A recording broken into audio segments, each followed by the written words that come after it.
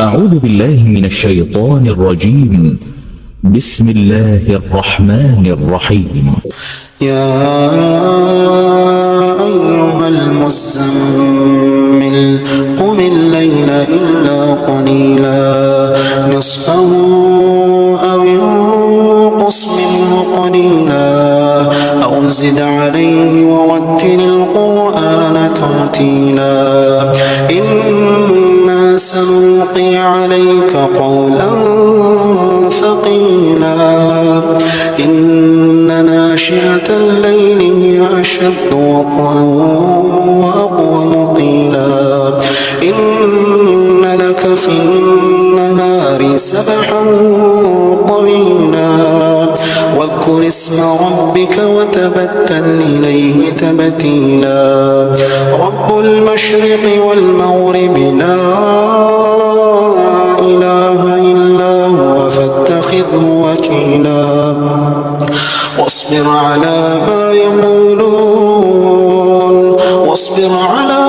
يقولون واهجرهم هجرا جميلا وذرني والمكذبين أولي النعمة ومهلهم قليلا إن لدينا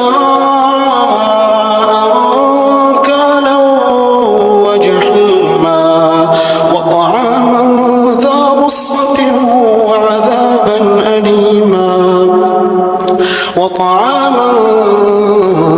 غصة وعذابا أليما يوم ترجف الأرض والجبال وكانت الجبال كثيبا مهيلا إنا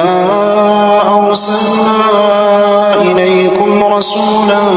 شاهدا عليكم كما أرسلنا إلى فرعون رسولا فعصى فرعون الرسول فأخذناه أخذا وبيلا فكيف تتقون إن كفرتم يوما يجعل الولدان شيبا السماء منفطر به كان وعده مفعولا إن هذه تذكرة فمن شاء اتخذ إلى ربه سبيلا إن ربك يعلم أنك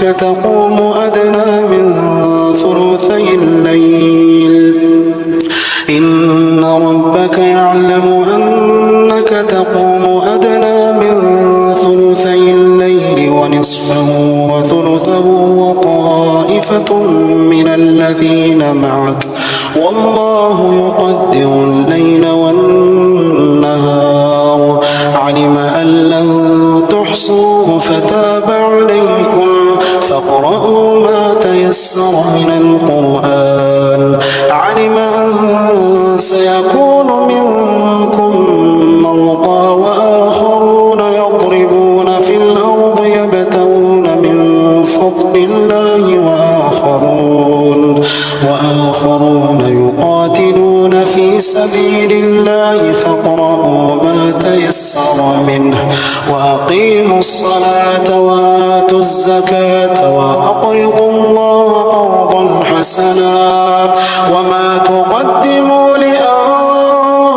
لأنفسكم من خير تجدوه عند الله هو خيرا